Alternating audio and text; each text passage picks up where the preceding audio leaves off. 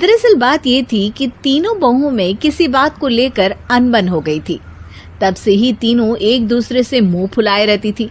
ना कोई सीधे मुंह किसी से बात करती, ना किसी का कहना मानती। पड़ोसी भी इस बात को जानते थे और जाने कैसे कैसे बातें भी करते।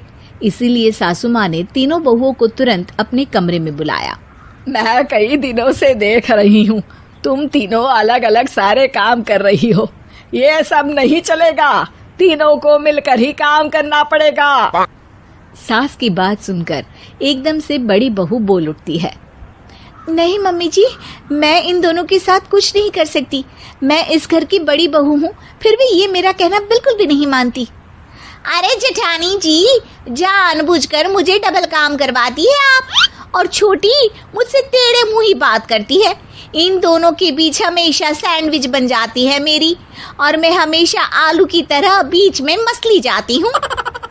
मम्मी जी, इन दोनों को लगता है कि मैं छोटी हूँ तो इनके पैरों तले दब जाऊंगी, लेकिन नहीं, मेरा भी उतना ही अधिकार है जितना इन दोनों का है।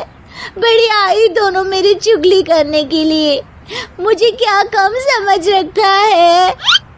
तीनों बहू एक दूसरे से बहस करने लगती है और सास दोबारा ये देखकर टेंशन में आ जाती है और सबसे कहती है, चुप हो जाओ, अब से तुम तीनों सारे काम एक साथ करोगी, आंख बंद करके एक दूसरे की बात सुनोगी। तुम तीनों इस बात को गांठ बांध लो, वरना अगली छुट्टियों में तुम्हारा अपना मायके जाना कैंसिल।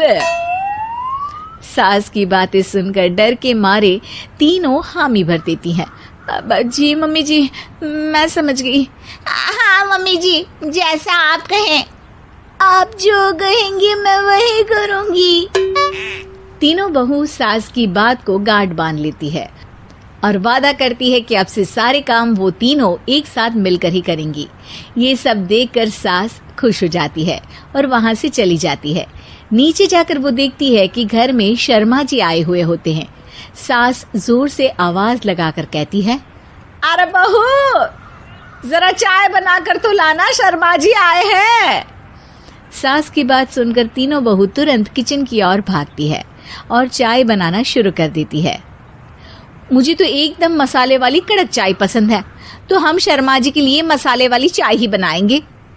अरे नहीं दीदी, गर्मी के मौसम में मसाला चाय कौन पीता है?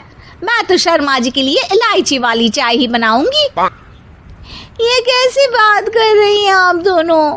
मेरी मम्मी ने सिखाया है कि मेहमान को ज्यादा दूध और शक्कर वाली चाय देनी चाहिए, वरना वो घर वालों को कंजूस समझते हैं।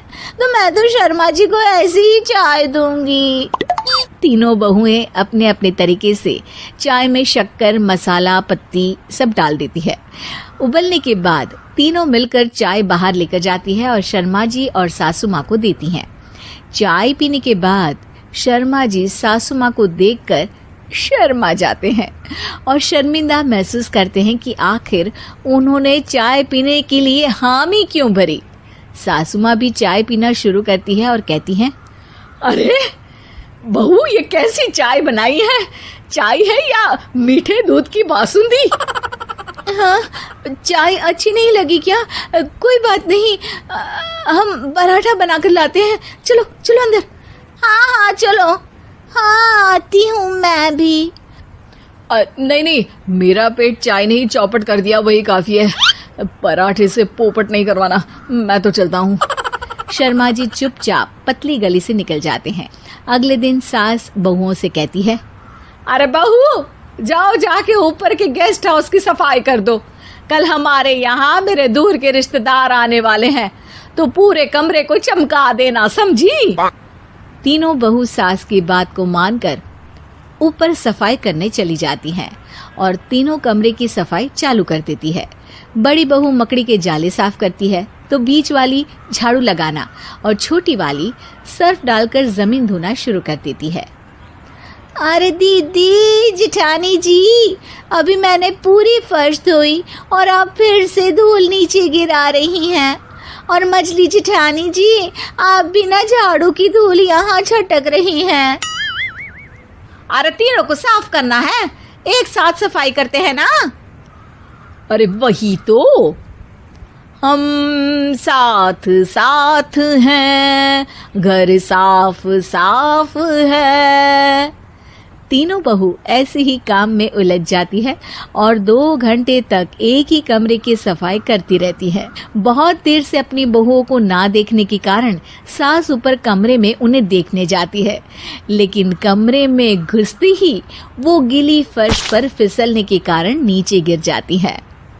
ओरी मोरी मैया, हड्डी मरोड़ के रख दी। आए मेरी तो कमर ही टूट गई रे। तीनों बहुएं सास को उठाती हैं और बिस्तर पर सुला देती है। अरे मेरे हाथ पैर दर्द कर रहे हैं, दबा दो, आराम मिलेगा। हाँ जी माँ जी। अरे जी माँ जी, जी माँ जी। और तीनों बहुएं एक साथ सास के हाथ को दबाना शुरू कर देती हैं। माँ की तो चीख ही निकल जाती है और नतीजा ये होता है कि सास के बचे हुए शरीर में भी दर्द उठ जाता है। हाय राम, ये क्या कर दिया तुम तीनों ने। अरे मेरी तो किस्मत ही फूटी है कि तुम जैसी बहुएं मुझे मिली। हे भगवान, पूरे शरीर में दर्द बढ़ गया है। अब तो पता नहीं कि चल भी पाऊंगी या नहीं। माफ करो, मुझे गलती हो गई मुझसे कि तुम तीनों को एक साथ काम करने के लिए बोला। सोचा था तीनों मिलके अच्छे से काम करेगी, लेकिन बड़े बुजुर्ग सही कहते थे कि 3 तिगाड़ा काम बिगाड़ा। तुम लोगों ने ये बात ना आज साबित करके दिखा दी। तुम तीनों को तो समझाना यानी मानो भैंस के आगे बीन बजाना है। तुम्हें अकेले अकेले काम करना है ना, तो अब से तुम अकेले ही अपना अपना काम करो। तीनों बहुएं वहां से जाने लगती है। अरे कहाँ जा रही हो? आप ही ने तो कहा कि अपना अपना काम तो मुझे मुल्तानी मिट्टी लगानी है। अरे मुझे भी तो नेल पॉलिश लगानी है, मुझे ना मेहंदी लगानी है। सास अपना सर पीट लेती है और कहती है, अरे मुझे भी लगाना है कुछ। क्या माँ जी? क्या माँ जी? क्या माँ जी? तुम्हारे घर वालों को फोन तुम्हारी हरकतें बताने के लिए।